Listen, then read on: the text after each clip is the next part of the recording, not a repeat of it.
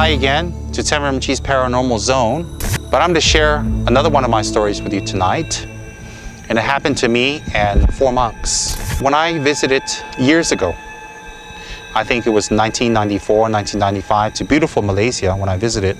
And we had gone to one place there called Grik, G-R-I-K. It's not Greek as in Greece, it's in Greek as in Perak State, Malaysia, and that's north, bordering with Thailand. Beautiful place. Rural, green, fresh. And I had stayed in a place where there's a shoplot, 2.5 levels. I don't know if that's the correct description. What is it is that there's a ground floor, then you walk up the stairs, and then there's a landing area that's been extended to become a library, and that's it. And then you walk up to the second floor. And the second floor is a whole floor. So whatever you have on the ground floor, the amount of space, you have exactly the same space on the second floor. But on the first floor, it's just a landing with an extended area of a library. And there's only one stairs going up to the second floor. And the stairs are made of cement. There's no carpeting, there's no vinyl, there's no wood. It's just basic cement. So as you walk up, day or night, it echoes. And then on the left and right of the stairs is just walls. So what happens is that you would walk up, and I don't know, it's about 20, 30 flights of stairs. You'd walk up, and then you hit the landing, then you turn, then you walk up another flight of stairs, and we get to the second flight of stairs, then you go to a bigger library, and then there's a hallway with some bedrooms, and then there is in the back a kitchen, and then to the right a toilet area, washing area. So I stay with one monk at the library on the second floor, the big library. And at night, when everybody went to sleep really early, like 9 or 10 o'clock. So when we showed up and we wanted to go to sleep at 11, it was an eyebrow raiser that we'd sleep so late. But little did we tell them that we actually sleep much later. Okay. So when they go back at night, they basically lock the outside of the door. There's no caretaker. They lock the grill, the steel grill, and then that's it. All downstairs is kind of clear. It's just me and the 4 monks there, and nobody else. And we stayed there for about 2-3 weeks. There's nobody else, it's just us. Well, one night, downstairs it's all kind of dark, and they turn off the lights to conserve electricity, and everything is closed except the top floor. The top floor where we are, the hall lights are on, and the kitchen light is on, and well, the bedroom is up to us. Everything else is kind of off. One night, me and one monk was in the room. We went to sleep, and the other 2 monks were in the other room, and they went to sleep. And I woke up, because I'm kind of a light-ish sleeper. And I heard someone walking up the stairs. And I didn't take much notice, and I went back to sleep. And then I woke up again, and I heard somebody walking up the stairs. And this time when I listened carefully, it was a little odd, because the way the person walked wasn't like us just walking up the stairs. It was as if they're wearing very hard wooden shoes. And the way they walked up was very rhythmic. It was kind of like clack, clack, clack, clack. And you'd hear the footsteps hitting the steps, and you'd hear the wood hitting the cement, and you'd hear clack, clack, clack. And then you'd hear it go up and hit the first landing, the first floor. And then there'd be like quiet for a few seconds, and then you'd hear it going up the stairs that will come to our room. And it's very rhythmic. It's like clack, clack, clack, clack, clack, clack. It wasn't like clack, clack, clack, stop, or clack, clack, clack, clack. You know, I mean, it's a long flight of stairs. Anybody, by the time they get up halfway to the top, they would start slowing down, catching their breath or whatever. But this person, or whatever it was just walking rhythmically at the same speed. So I woke up the monk that was with me, that was assisting me, was my assistant. And I said, "Are you hearing what I hear?" And he says, "Yeah." He says he hears somebody coming up the stairs. And then he said to me, "But this doesn't sound normal." I said, "Exactly." And I said, go and see who it is. He says, sorry, I'm not going to go see who it is. I said, come on, you're a monk. Why are you scared? Go out and see who it is. He says, no, I'm not going to go see who it is. Somebody's walking up the stairs. So we just sat there and listened. And when it reached the top of the stairs, there was total silence. And I expected the person to open our door and come in or knock, because it was that clear. It was that audible. Nothing. And then you know what?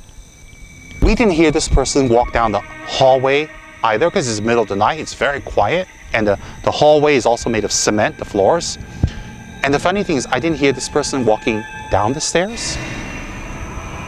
And this happened for a few nights in a row, where we'd hear the person, and the monk was ready, we were up late, and we heard it coming up exactly like I described the previous night. And when it reached the top, it didn't do anything. It was totally, totally quiet. And I was like, that's kind of weird.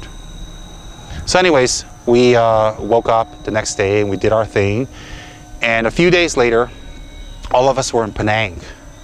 And I was being hosted by this lady named Patsy. She's a good friend of mine.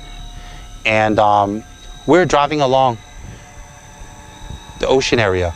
And Patsy had pointed to a house in Penang that's well known that it's haunted. And so I kind of told the monks what she said. And then the monks said, hey, you know, a strange thing happened to us. A few nights ago, one of the monks was in the toilet in the back. And he had heard something walking from our area of the hallway to his area, all the way to the kitchen, and then towards the bathroom, toward the toilet, where he was inside the toilet. And he said he got this strange sensation that it's weird, and it felt like that person was going to come right to the toilet door and open up the toilet and come in. So he said basically he raised his leg up onto the toilet and he waited for the person to come in, but nobody ever came in. And I said, was it one of the other monks? He says, no. He said the other monks were asleep. And he asked them. And also they're not wearing this kind of hard shoes. And the sound was very rhythmic. And I asked them when, what day, what time. And it was so weird, because when we talked a few days later, when I asked them, it was exactly the same time as when I had heard the steps coming up the stairs.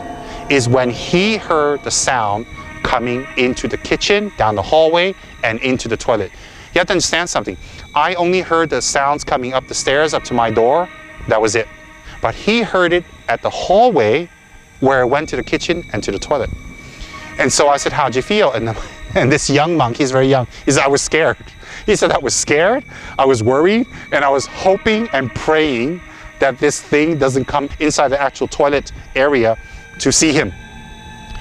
And it was a genuine paranormal experience that I had that had correlated with another person who'd stayed on the same floor with me, and we didn't talk about it or match notes or compare notes till a few days later. And I thought I'd share that with you as a paranormal story. If you're going to ask me what it was, well, I don't know. But I have a strong sensation that perhaps it was a land deity. What are land deities? Land deities are beings who were on the land before us. They could have been a person, they could have been a naga, they could have been a spirit that had been there, and that they feel that they own the land or that they belong to the land. It could have been a person who had died, who had farmed on the land or who lived on the land, and they feel that the land is theirs. And they had died, and their spirit or their being remain in that land, remain in that place. And they feel that the land belongs to them. And so when you come to the land and, you know, if you say certain things or talk in a certain way or act in a certain way that offends them, then sometimes they let you know they're not happy. Sometimes they, I don't know, give you rashes, or they give you sounds, or they, you know, leave signs, or they break things, or sometimes they even make you unwell. Depends, because different land gods have different types of powers. Just like people, because they have different types of personalities, different level of characters, different types of likes and dislikes. I mean, some land gods would like beer. Some, if you offer them beer, they would be offended. Some land gods would like incense. Some land gods would like just like bread. Some land god would like magazines. You know, each of them have a different personality. They have different kinds of tastes and likes and dislikes. So what I decided to do over there, where I was there quietly, is I did a land god puja, which is very short and very easy. I'm not praying to the land deity. I'm not praying to the land spirit. I don't pray to spirits, but I mean, they walk near my door. They're giving me a sign that they're there, and show them some respect and say, hey, I'm here for a while. I'm using your property, and I'll give it back to you when I'm done. And please don't take any offense. I mean, it's kind of like a nice way of just making friends. I mean, this being will believe that you are on their territory. So if I walked into somebody's house and started using the facilities, I mean, it would be better to ask their permission. So same thing in the case of a land deity or a land god, where you get their permission or just kind of show them some respect and acknowledge that they're there. So what happened was I did a short land god, land deity, land spirit offering, where I had some candles, some incense, some bread, some snacks, some drinks, and then I recited the necessary liturgy. And I told them that I'm going to be here for a while, and I'm going to be doing some visiting here and meeting some friends and just basically visiting. And these offerings and these kind of edibles are for you. Hope we can be friends. So I did that kind of offering to them. And after that, I didn't hear the footsteps. I didn't hear anybody walking. I didn't feel anything, nothing at all. So I guess land gods, in Tibetan, we call them Yu Hla. Yu is a place, Hla is a god or a deity. So in English, you would translate that as land god, you know, because English language cannot accommodate a lot of the Eastern translations, such as Tibetan language. So what happens is you have to realize that I'm not going to set up an altar and pray to them. I'm not going to set up a shrine and worship them or ask them for this and that, because they are a spirit. They are a disembodied being. You know, they are more or less like me, but with a little bit more of abilities, because they don't have a body to encumber them. But I'm not going to worship them or anything like that, but I will make friends with them. And I've come across many people in the last 10, 15 years that have had similar experiences or different. And when we do this kind of land god liturgy, it works, it helps, all right? We all have our methods. That was my method. That's what I did. That's not what you need to do. That's not necessary for you. Everybody has their methods. Every place, every country, every culture has their own methods to appease these supernatural beings. So I'm not telling you to appease them my way, or that my way is the only or right way. What I'm trying to tell you is that if we show them some respect and we appease them, then they kind of feel happy and they kind of calm down. Some of them are people who have died, and they're lonely and they're cold and they're hungry and they don't have anybody they're familiar with, and they're kind of sad. So when we make that kind of offering, it kind of gives them some comfort and relief, and then they feel better. So what I usually do is I get some bread, no meats, no alcohol usually.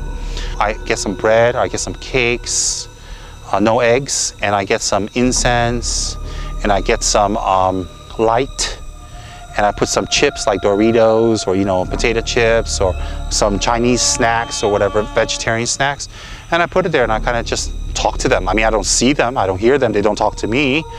And I kind of say, this is for you, and I hope that this will bring you some comfort, and I hope you will be okay. Okay, so that was my kind of experience with what I think was a land god, what I believe was a land god, but I can't 100% confirm. But for sure, after I did those kind of friendship offerings, I didn't hear the sounds anymore. Okay, I wanted to share that with everybody, all my blog friends. Again, I wanted to say, I welcome all my blog friends, and I welcome all of you, and I'm very happy to receive emails and notices and letters and communique that my blog has changed your life or helped you or enriched your life or gave you some direction or gave you some, if anything, entertainment. I'm very happy to hear that. I don't have any kind of feelings like I'm the savior of the world, but it's nice to know that I've done something good for somebody else. It's nice to know that I was able to help somebody else. So I'm going to continue this, and I'm going to interview different friends, different people. I'm going to have them interviewed also, not just me interviewing them. And we're going to talk about very interesting paranormal stories like what I just shared with you. Thank you very much, and good night.